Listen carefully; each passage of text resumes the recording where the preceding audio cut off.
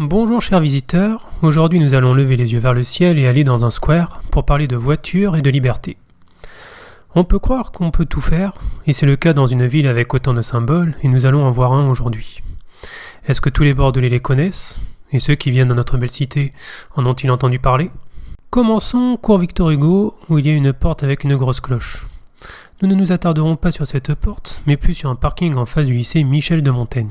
Ce parking, c'est le parking Victor Hugo, dont une de ses façades est située sur le cours du même nom. Construit au début des années 1960 par les architectes toulousains Jean Doriac et Pierre Lafitte, dans le cadre d'un complexe architectural comprenant la restructuration du marché municipal et la création du Palais des Sports, il s'agit d'un parc pouvant contenir 712 places sur ses 7 niveaux, dont le dernier est ouvert sur la ville et ses toits. Lors des travaux de rénovation du parking en 1993, et afin de casser une certaine monotonie de cette façade et de créer un signe de reconnaissance immédiat pour ce parking, l'architecte bordelais Jean-François Dossot crée une véritable œuvre d'art. Il positionne une Jaguar MK2 verte à moitié dans le vide, posée en réalité sur la structure même du parking. C'est un spectacle effrayant d'une voiture qui, suite à une mauvaise manœuvre de son conducteur, ou à la rupture du frein à main est prête à basculer dans le vide après avoir défoncé la façade du parking. Tout y est, le béton en miettes, les ferrailles tordues sous le choc, il ne reste qu'à imaginer le fracas de la collision. Certains voient même la voiture bouger, petite oscillation qui laisse augurer d'une chute imminente. Après cette voiture, allons à la rencontre d'une statue bien connue du monde entier, la Statue de la Liberté.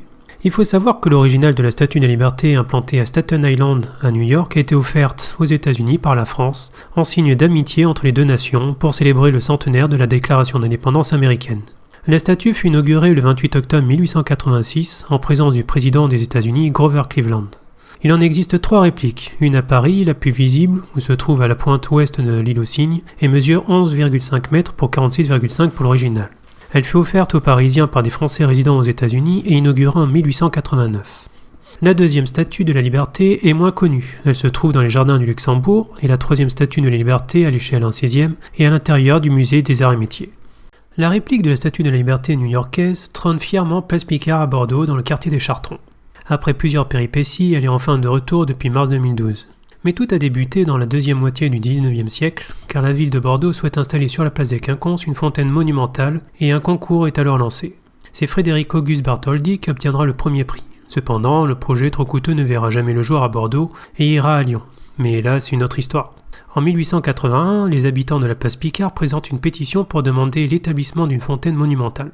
Après diverses péripéties, une copie de la Statue de la Liberté éclairant le monde, réalisée par Bartholdi lui-même, est donc installée sur la place Picard afin d'orner cette fontaine et de mettre en valeur le quartier des Chartrons. Elle est inaugurée par le président de la République, Marie-Françoise Sadi-Carnot, le 27 avril 1888, qui mourra le 25 juin 1894, assassiné dans un contexte de crise. En 1941, les autorités allemandes d'occupation la retirent de son site, pour la fondre, dans le cadre de la récupération des métaux non ferreux, mais également dans le but de supprimer le symbole de liberté qu'elle représente. C'est en 1997 qu'Alain Juppé, soumis au feu roulant des questions de Philippe Dort, a accepté qu'une copie de la statue de Bartholdi soit installée place Picard. En 2000, la statue revient sur la place sous la forme d'un moulage en résine réalisé par les ateliers de la Réunion des musées nationaux. Suite aux attentats du World Trade Center en 2001, la mairie de Bordeaux décide de poser, un an après le drame, une plaque commémorative sur le piédestal de cette statue.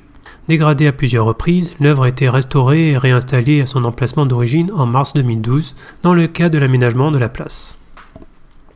Voilà 2 monuments qui vont vous faire regarder Bordeaux d'un autre œil. Levez les yeux, regardez autour de vous, et des choses vous apparaîtront. Faites des tours et des détours, mais ce n'est pas encore l'heure de se perdre. Et je vous dis à la prochaine vidéo.